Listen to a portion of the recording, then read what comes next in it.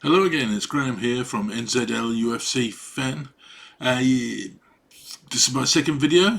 It's going to be a review of the first four games of this championship season. Why the first four? Because those are the four games that we had while the transfer window was happening.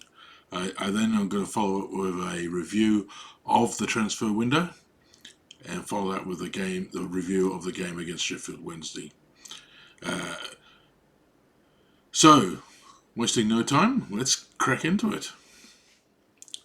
So, the first game was home against Cardiff City, and there was a lot of optimism around this game. I think we did a couple of good results in the pre-season friendlies, and there was a fair bit of optimism in general about the game. Being at home obviously was a good thing.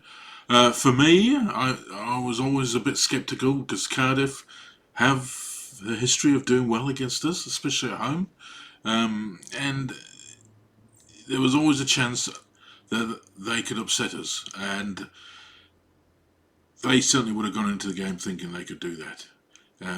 We fielded a pretty strong attack. The fact that Nonto was in there, Sinistera, Somerville, and we started off well in the game. We controlled possession well. We certainly had the lion's share of it. The Nonto and Sinistera and Somerville, they play that sort of dancing feet type of game where it's very electric, it's very fast paced, man against man. It's entertaining to watch. I felt we were a bit one dimensional in that regard. We kept trying to manipulate the game that way through those dancing feet, the close proximity dribbling, and there's quite a few times in there where we created chances. They didn't come off. The defence sort of did well to close us out, even though you can't say that was outstanding defence. It was kind of hanging in there. But we had, at those times, I also noticed that we had players in positions where if we could have got the ball to them, would have had a much clearer goal scoring opportunity. And I can't help but feel that in order to get the benefits of our attacking strengths, we need several strategies for attacking and several ways to create opportunities to score. And we sure try the dancing feet dribbling first. Draw the defense, upset their path, their strategy. They're gonna. I think most teams are going to follow the same blueprint where they try and defend heavily against our position. They're prepared to give us position. They're gonna it's called a low block, I believe, where they just put players in those defensive areas. And when they do that, they make it very difficult for those close proximity exchanges to come to fruition. So we have to change our strategy. We have to utilize other strategies. You know, utilize some of these players that are in good positions, getting the ball to them, change the way they defend, um, change the way they think we're going to attack, and I can't help feeling that will create better opportunities in the long run. Um, the thing that we found in this Cardiff game, of course, we went 2-0 down, and it was like Groundhog Day from the end of last season. We'd show good things in attack. Um, we'd and create opportunities, not take them, but we'd create them, and then the other team would get one opportunity and score from it, and that's pretty much what happened to Canada. I think they had three chances in that first half, and they scored from two, and we went into half time 2-0 down, and that's got to play on the players' minds, especially with the end of last season. The players that were involved in that I'm sure, would have been thinking, "Here we go again." But to their credit, we came back in that second half and kept going. Liam Cooper um, scored a well taken goal. He played a captain's part. It's what you want your captain to do: take charge. It was a corner. It was a scoring opportunity. He climbed up, put it in. Unfortunately, got injured, and that's the Leeds way, isn't it? Something good happens, there's something to bring us back down to earth straight away. And the rest of the game continued. We had several other goal scoring opportunities. I think we even got the goal in the back of the net, but there was Bill Ayling was offside, and we could have won that game 5-2. Certainly was not out of the realms of possibility, but in the end we relied on a Somerville strike right at the end. It was a well taken goal. He deserved it. I'm not sure about his goal celebration because it turned out after that he did a pulled groin or something, which took him out of the next few games. But the end result 2-2 at home. I think the general feeling, certainly from my part, was one of disappointment. I felt the game was there to win. We'd played well enough for the most part to win. Obvious frailties at the back, and those need to be addressed. And in terms of a start for the season, I'd give it a C pass. Basically, we did enough, but not great. So, on to the next game. So we move on to the next game, which was Birmingham away. And this is where we start to see some of the frailties in the size of the squad. No Sinistera, no Nonto, no Somerville.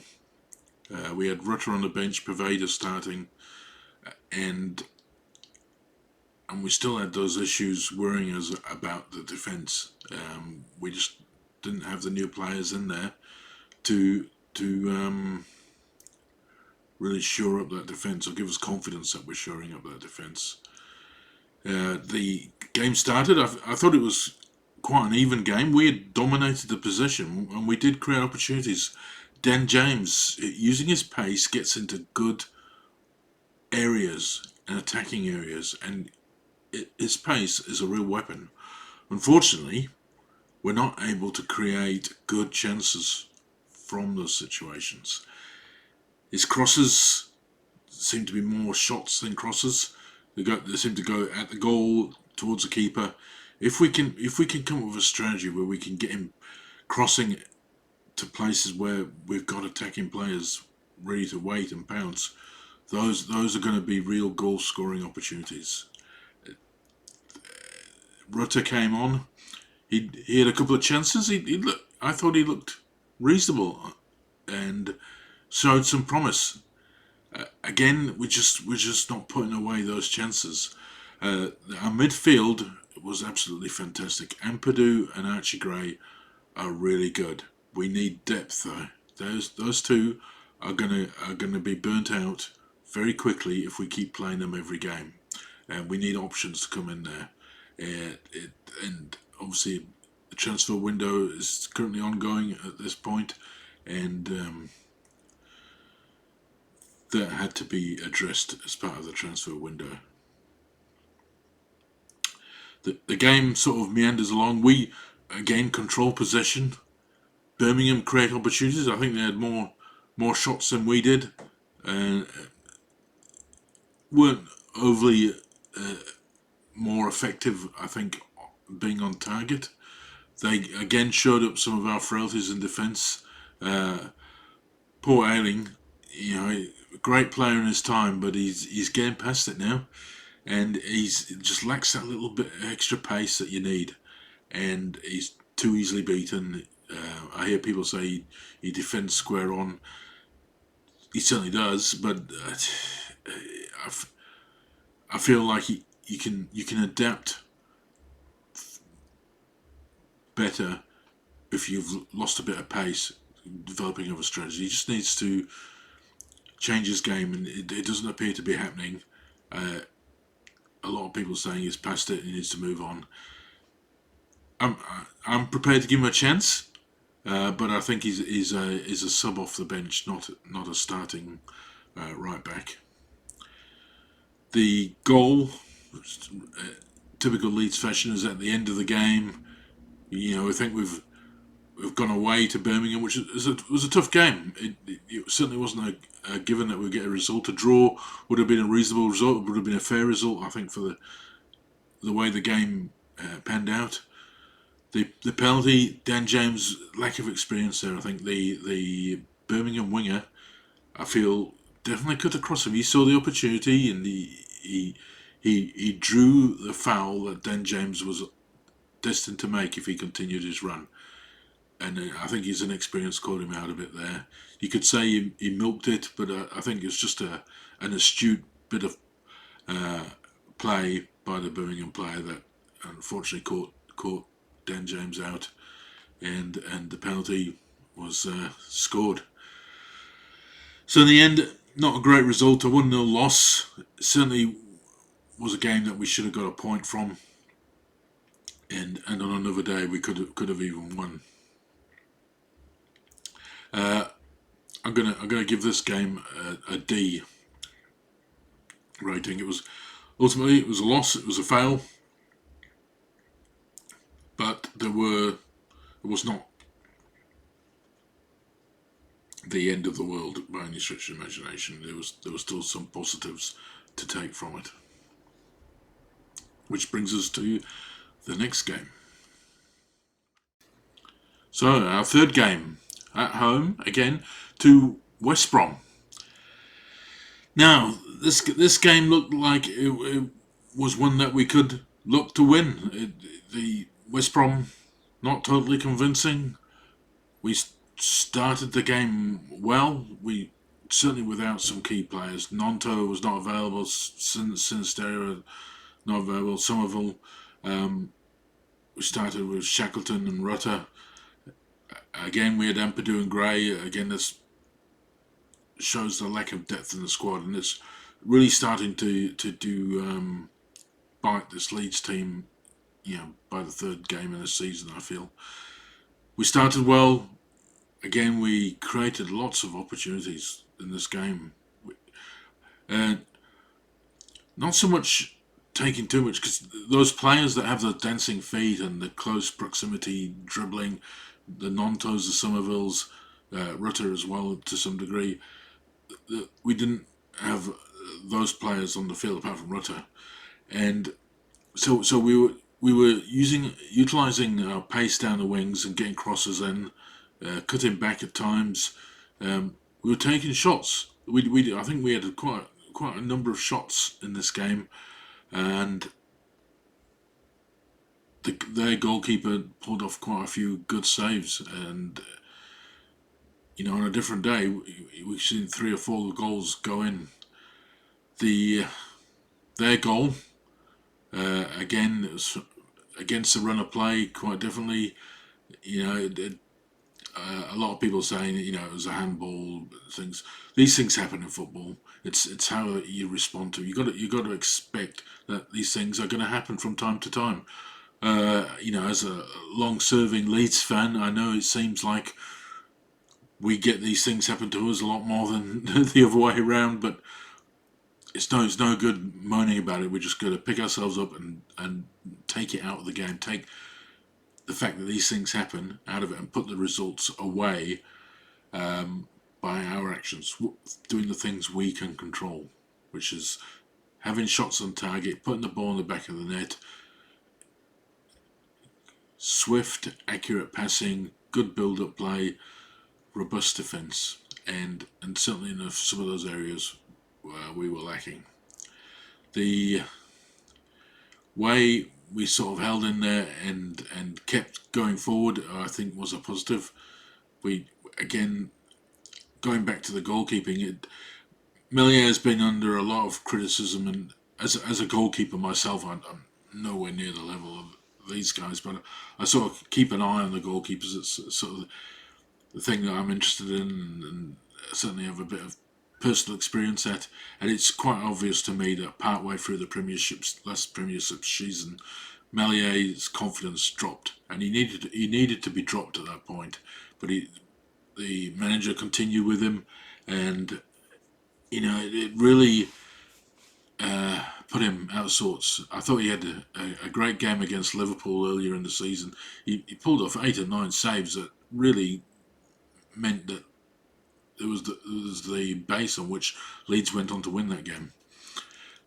But from that point on, his performances dropped, and he got to the point where he needed to be dropped. He wasn't until right at the end, um, but I think it was way too late. And he's only just starting. He's on an upward trend.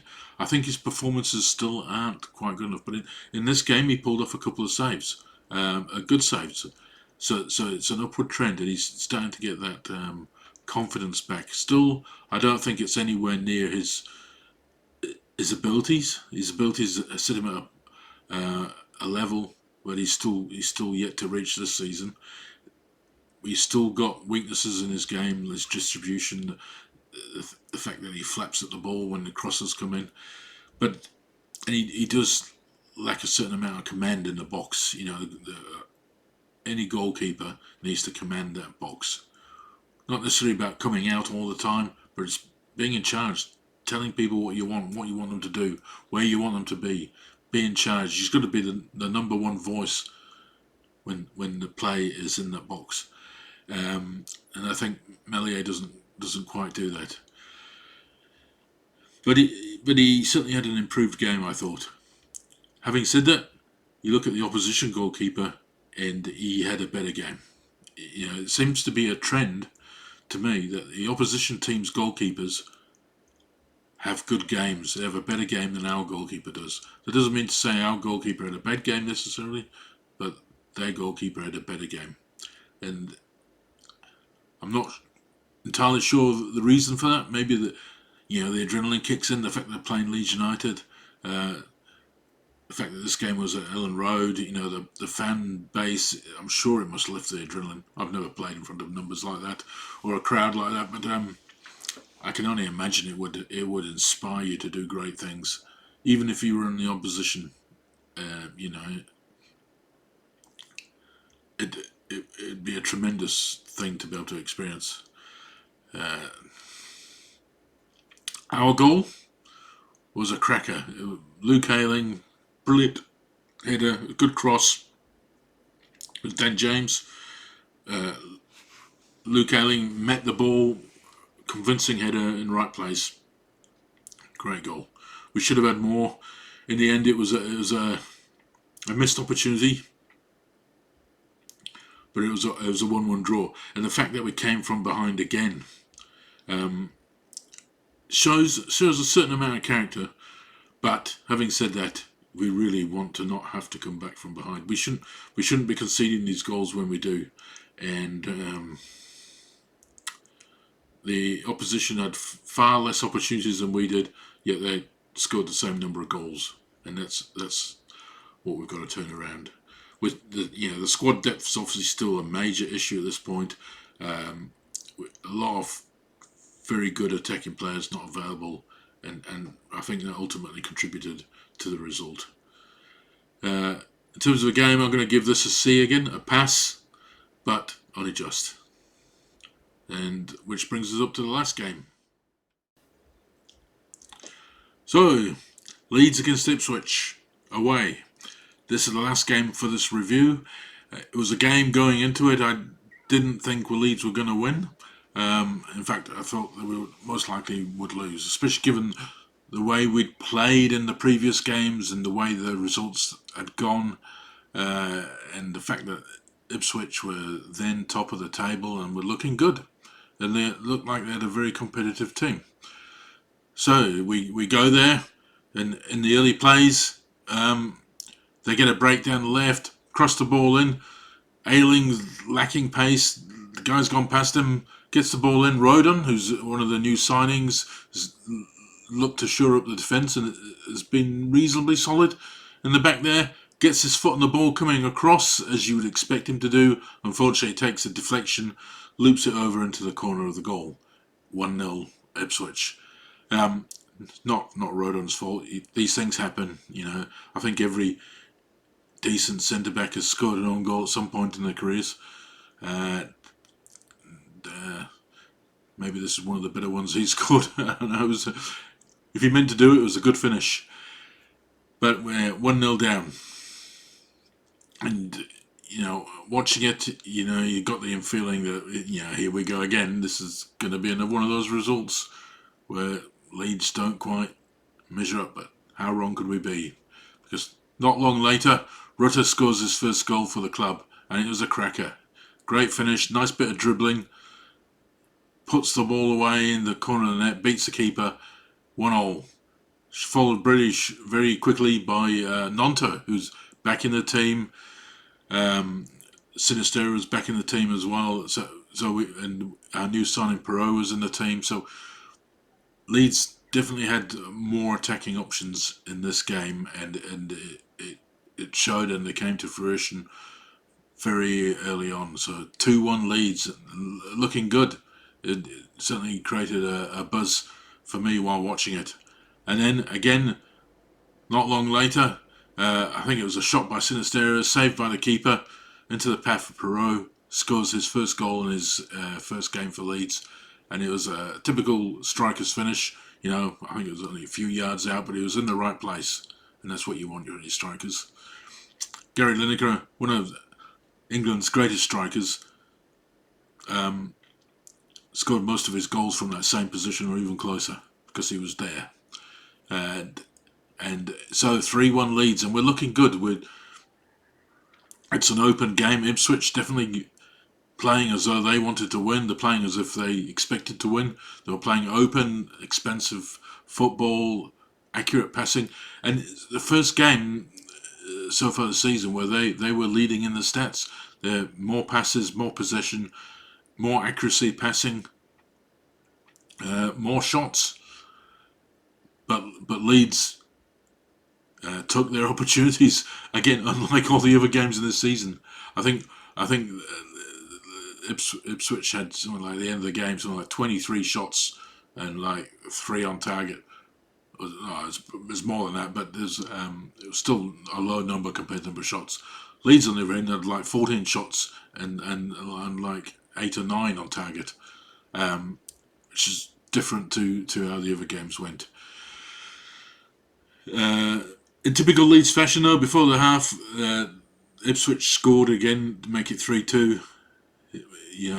Sort of thinking, "Oh, we're going to let Ipswich back in. Is our defensive frailty is going to cost us again?"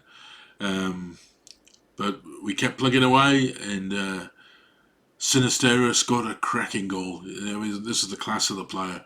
He got a little break on the left, took it in towards the keeper, and finished a very classy finish. Corner of the goal. Keeper had no chance, even though it's probably the angles and everything. He probably was in a position to save it, to pull off a save, but it's just the class of Sinistera's finish was just too good. 4-2 Leeds, and we think we've got this. We've got this game won. We've gone away to the team at the top of the league and got a result against most predictions, certainly mine. But then I think it was in injury time. Ipswich go down the other end and get another goal. We kind of gifted it to them. It was a breakdown in the defence. I'm not really sure what's happening there. It all felt very very similar. And you're 4-3, and you're sort of thinking, are they gonna snatch a draw in the very late stages? But it wasn't to be. We held on. It was a win. It was a good win. I think we showed a lot of attacking prowess. We showed that we've got players that can create chances, create opportunities, and in this game take them, which was a really good feeling, especially against a team we weren't expecting to beat, and a team that was been doing well, was on a winning streak, and we turned up and played football, and it was really pleasing to see. In terms of rating this game, I'm going to give this an A minus. I think it was a very good result, very good attacking, but the fact that we still conceded goals at times which really damaged the psychology of the team. It was at key times, just before half time, right at the end of the game. times when the game should be put away. And it feels almost like we let the team back in.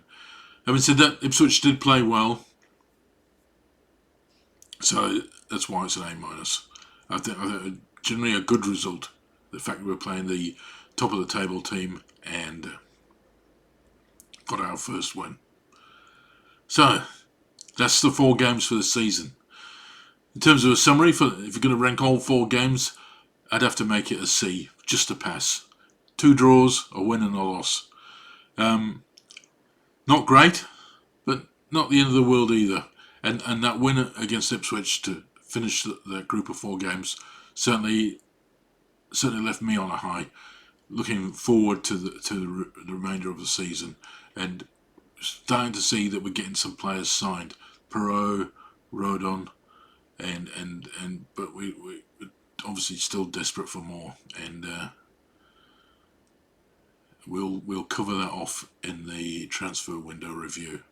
That's why I haven't gone into too much detail about these new players as part of this review. So, still watching? Thanks for watching. Please smash a like. Please leave a comment. What did you think about the games? Do you think the assessment of C is a fair assessment for the first 4 games? Leave a comment. Be the first to comment. I can't offer you any further incentive other than my eternal gratitude. But yeah, please leave a comment. I'll reply, and again, just to remind people, the purpose of this these videos, this channel, is just to create a community. A community for people who support Leeds from around the world, who don't necessarily have that close-knit Leeds United network. Those that are living in Leeds, living in West Yorkshire, and quite possibly UK, have that sort of camaraderie of knowing other Leeds supporters. So anyway, again, thanks for watching, and catch you at the next video. Thank you.